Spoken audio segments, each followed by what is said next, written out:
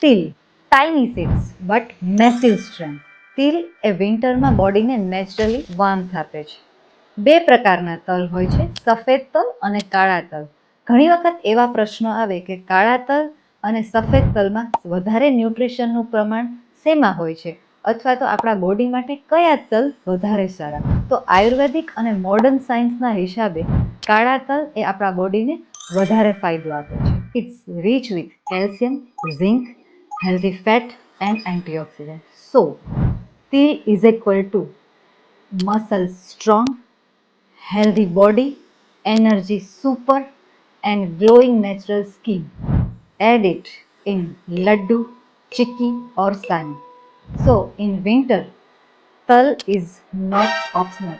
Our tiny habit makes winter perfectly protective. Thank you.